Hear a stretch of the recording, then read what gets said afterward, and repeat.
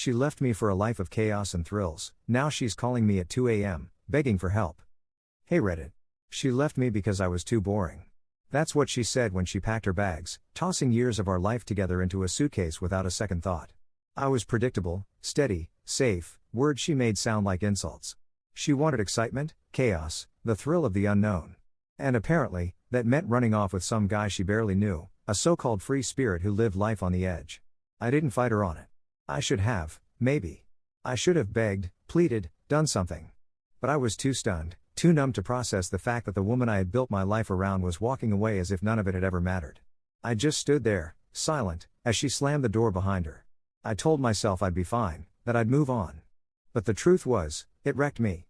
I spent weeks drowning in the emptiness she left behind, staring at the imprint she left on our bed, hearing her laughter in the quiet corners of our apartment. And then, just as I was starting to pull myself together, just as I was beginning to accept that she was gone, my phone rang at 2 a.m. At first, I thought I was dreaming. Who calls at that hour? But the moment I saw her name flashing on my screen, my heart stopped. I hesitated before answering, 1,000 possibilities racing through my mind. Was she drunk? Was this some kind of cruel joke?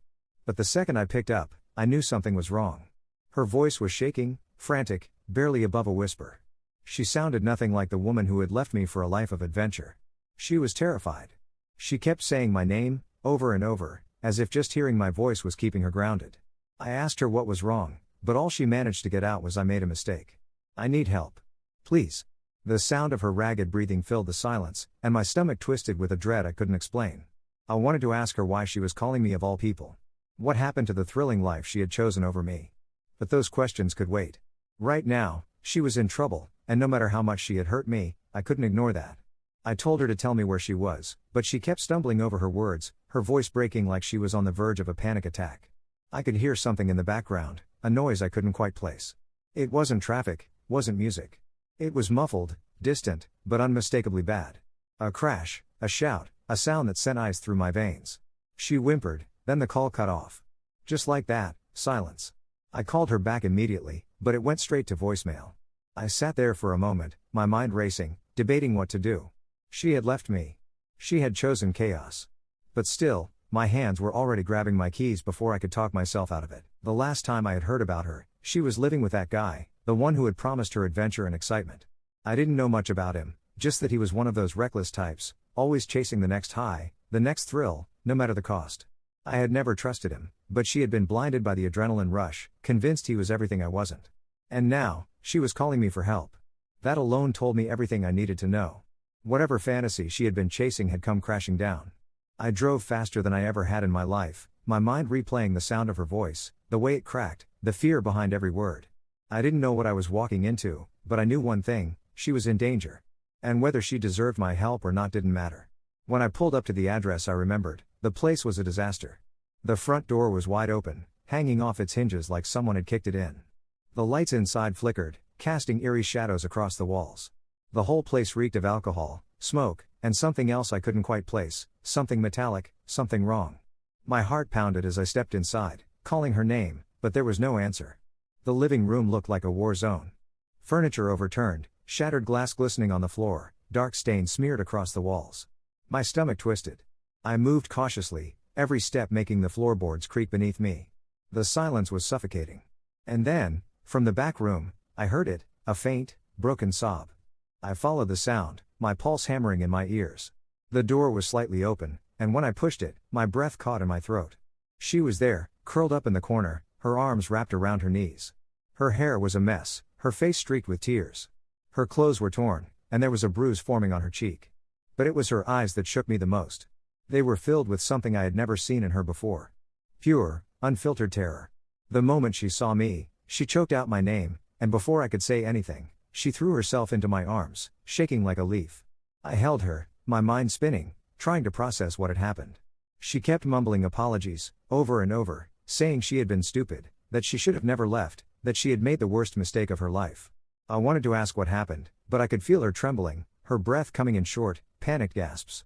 She wasn't just scared, she was traumatized. I needed to get her out of there. As I helped her up, a sound from behind made me freeze. A slow, deliberate creak, like someone stepping on broken glass. I turned, my entire body tensing. In the doorway, half hidden in the shadows, was a figure. The man she had left me for.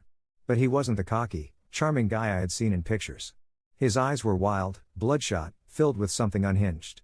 He was breathing heavily, his fists clenched, and in that moment, I knew, this wasn't just about a bad breakup. This was something much, much worse. My instinct screamed at me to move, to get her out, but before I could react, he took a slow step forward, a twisted grin spreading across his face. "You shouldn't have come here," he murmured, his voice unnervingly calm.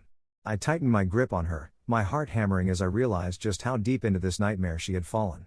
I didn't know what he was capable of, but I knew one thing for certain: we had to get out of there. Now. And then, without warning, he lunged. I barely had time to react before he lunged at me, his movements wild but calculated. Instinct kicked in, and I shoved her behind me, bracing myself as he crashed into me with the force of someone who had nothing left to lose. His fists swung wildly, fueled by adrenaline and whatever substances were coursing through his veins, but I wasn't about to let him win. I grabbed his arm, twisting it as hard as I could, sending him stumbling back. His face twisted with rage, a guttural growl escaping his throat as he steadied himself, his bloodshot eyes locking onto mine with pure hatred. I didn't know what had happened before I got there, but I knew one thing: this man was dangerous. He wasn't just some reckless thrill-seeker anymore. He was unhinged, desperate, and that made him unpredictable.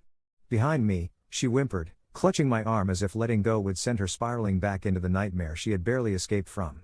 I could feel her shaking, her breath coming in short, panicked gasps, but there was no time to comfort her. He lunged again, this time with more force, and we crashed into the table, sending glass shattering around us. Pain shot through my back, but I barely registered it. I needed to get us out of there before this got worse. I swung my fist, catching him in the jaw, sending him staggering back with a grunt. He wiped at his lip, smearing blood across his face, and for a moment, I thought he'd back off. But then he reached into his pocket, and the second I saw the glint of metal, my blood turned to ice. A knife. Panic surged through me, but I couldn't afford to hesitate. He grinned, lifting the blade, taking slow, deliberate steps toward me, relishing the fear in the room. "You think you can just take her back?" His voice was low, menacing. "She chose this life. She chose me." His grip on the knife tightened, his knuckles white. "She was mine. She still is." I moved fast, grabbing the closest thing I could, a broken chair leg, and swung it hard. The impact sent him reeling, the knife slipping from his grasp and clattering to the floor. He let out a furious roar, clutching his arm, but I didn't wait. I grabbed her wrist and ran, yanking her toward the door as fast as I could. She stumbled, still weak, but I wasn't letting go. We barreled down the hallway, my pulse hammering in my ears. Behind us, I heard him scrambling, cursing, but I didn't look back. We had one chance to get out of there, and I wasn't about to waste it. The front door loomed ahead, and just as we reached it, he let out a final, enraged scream. "You'll regret this." His voice echoed through the house, but I didn't care. I shoved the door open, dragging her outside into the cold night air. We ran to my car, and I threw open the passenger door, practically shoving her inside before jumping into the driver's seat. My hands shook as I jammed the key into the ignition, my foot slamming on the gas before I even registered the engine roaring to life. The tires screeched as we sped off, the house shrinking in the rearview mirror. I didn't slow down until we were miles away, the adrenaline finally beginning to fade. She sat in silence, curled into herself, staring out the window with hollow eyes. She looked so different from the woman who had left me. There was no fire in her gaze anymore, no excitement, no thrill-seeking hunger for chaos. Just exhaustion. Just fear. She finally broke the silence, her voice barely above a whisper. "I thought he loved me." Her words were heavy, filled with something close to shame. "I thought he was everything I wanted." I kept my hands on the wheel, gripping it so tightly my knuckles ached. "And now?" My voice came out harsher than I intended, but I couldn't help it. I had spent months convincing myself that she had made her choice, that she had found what she wanted, only to be dragged back into her life at its worst. She let out a shaky breath, her fingers tightening in her lap. "Now, I just want to feel safe again." Her words cut deeper than I expected. I wanted to be angry. I wanted to tell her that she had done this to herself, that she had thrown away everything we had for a fantasy that had crashed down around her. But seeing her like this, broken and afraid, made it impossible to hold on to that anger. She had suffered enough. I just sighed, glancing at her as the streetlights cast flickering shadows across her face. "You're safe now," I told her. And I meant it.